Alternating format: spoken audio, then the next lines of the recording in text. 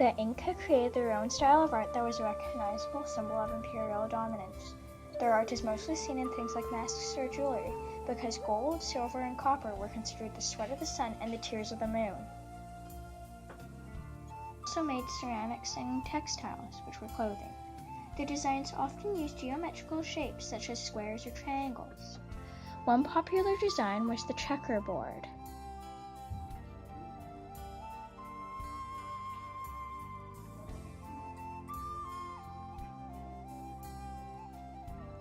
Pottery and textiles were often used as tax, and artwork was a representative of a community and their heritage. Jewelry and statues made from rare or precious materials, like gold, were made only for nobles and royalty. They usually created designs on pottery and textiles of monsters that were half human, half animal.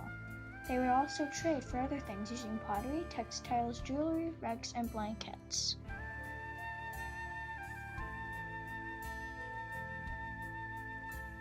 Just like royalty, the Inca rulers were super soft vicuña, which was restricted to other people because only an Inca ruler could own the vicuña herd. Most women wove, as the men had to kill, farm, and build in the town.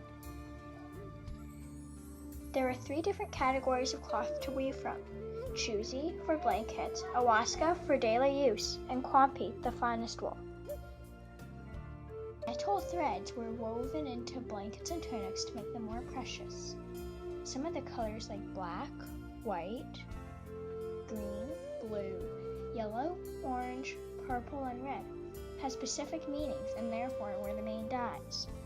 Sometimes for extra decoration or for royalty, the weavers added tassels, feathers, and beads made from precious metals or shells. Both genders also wore cloth headbands or hats to keep the hair out of their faces, protection from the sun.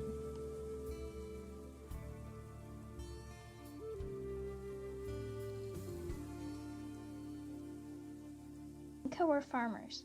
Each family had to grow their own food, which consisted of any of the above food: maize, coca, beans, grains, potatoes, sweet potatoes, alico, oca, mashua, pepper, tomatoes, peanuts, cashews, squash, cucumber, quinoa, gourd, cotton, talloy, carob, chamoy, lucama, guava, avocado, llamas, and alpacas. As you can see from the list, the Inca were mostly vegetarians. Even though they were vegetarians, they still ate camelid meat from the diseased alpacas and llamas. They also traded food for different metals and goods.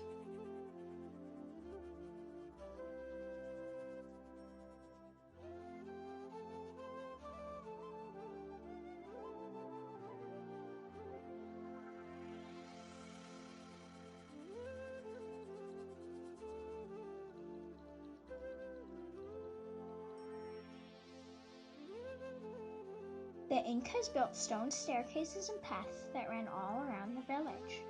They walked, using the llamas and alpacas to carry clothing and provisions.